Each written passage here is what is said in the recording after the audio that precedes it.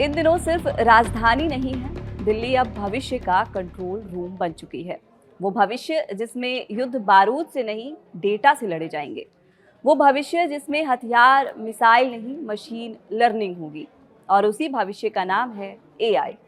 और दूसरी तरफ है कि आतंकियों का समिट कराने वाला पाकिस्तान, जिसके लिए भारत ने दरवाजे बंद कर दिए और अब इस्लामाबाद भीख मांग रहा है कि भारत के समिट में आने के लिए उसे भी निमंत्रण दे दिया जाए। दुनिया के बड़े बड़े देशों को अब एक बात समझ आ गई है, एआई का अगला सुपर पावर अगर कोई है तो भारत है। और ये बात कोई लोकल नेता नहीं कह रहा है, ये बात कह रहे हैं ओपन एआई के सीईओ सैम ऑल्टमैन। वही सैम ऑल्टमैन जिनकी एक लाइन दुनिया के टेक शेयर बाजार हिला देती है। ऑल्टमैन ने साफ शब्दों में कहा, India is the next AI super power. Bharat के पास फुल स्टैक एआई लीडर बनने की सारी सामग्री है, talent, scale, optimism, national strategy और 100 million weekly chat GPT users. उन्होंने लिखा है कि भारत एआई सिर्फ यूज नहीं करेगा बल्कि बनाएगा भी। ओपन एआई दिल्ली में ऑफिस खोल चुका है और 2026 में और एक्सपांड कर रहा है। वो खुद समिट में आ रहे हैं, साथ में सुंदर पिचाई जैसे बड़े नाम भी आ रहे हैं। पीएम मोदी 19 फरवरी को मुख्य स्पीच देंगे। दुनिया के बड़े देशों की कतार लगी है, 45 से ज़्यादा देशों के मिनिस्ट्रियल डेलीगेशन, 30 से ज़्यादा देशों से 300 plus exhibitors, UAE, Netherlands, Switzerland, Bangladesh, Bhutan, Maldives जैसे पड़ोसी सब शामिल है। थीम है पीपल, प्लैनेट, प्रोग्रेस। एआई इंसानों के लिए, प्लैनेट के लिए और प्रोग्रेस के लिए, यानी कि तरक्की के लिए। इन 30 देशों की लिस्ट जब पढ़ी गई तो पड़ोसियों में चीन था, बांग्लादेश भी था, नेपाल था, श्रीलंका था, मतलब पूरा मोहल्ला बुलाया गया था।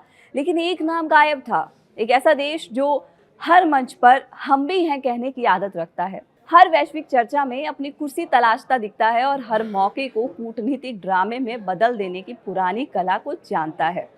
जी हाँ, वही पाकिस्तान। उसे भी शायद उम्मीद रही होगी कि पड़ोस का लिहाज रखते हुए भारत न्योता तो कम से कम भेज ही देगा। आखिर रिश्ते चाहे जैसे भी हो, भूगोल तो साथ है, कम से कम सूची में नाम डाल दिया जाएगा। लेकिन इस बार भारत ने वो किया जो किसी भी बयान से ज्यादा तीखा होता है। भारत ने उसे इग्नोर कर दिया और राजनीति में सबसे बड़ी बेइज्जती जवाब देने से नहीं बल्कि अहमियत ना देने से होती है। दुनिया आज artificial intelligence, data economy, semiconductor, research और स्टार्टअप इकोसिस्टम की बात कर रही है। एआई समिट में चर्चा होती है एल्गोरिदम की, क्लाउड की, गवर्नेंस मॉडल की, P3 की यानी पीपल, प्लैनेट और प्रोग्रेस की, जहां तकनीक इंसान के लिए हो, धरती के लिए जिम्मेदार हो और विकास को टिकाऊ बनाए। आखिर वहां आतंक को पालने वाले देश की क्या जरूरत है? जहां आतंकियों की फैक्ट्री चलती है वहां चिप और कंप्यूटर का क्या काम होगा? ये बात दुनिया समझ चुकी है और दिल्ली में यही दिख रहा है। एआई की दुनिया में पहचान उन देशों को मिलती है जो लैब बनाते हैं, रिसर्च को फंड करते हैं, टैलेंट को रोकते नहीं बल्कि बढ़ाते हैं। वहाँ इनोवेशन ये नहीं कि दुनिया से कर्जा ले लो और उससे आतंकियों की फंडिंग कर दो।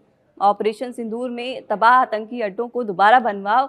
अब देखिए, एक दिन पहले ही पाकिस्तान के आसिम मुनीर को जर्मनी में गेट में घुसने नहीं दिया गया।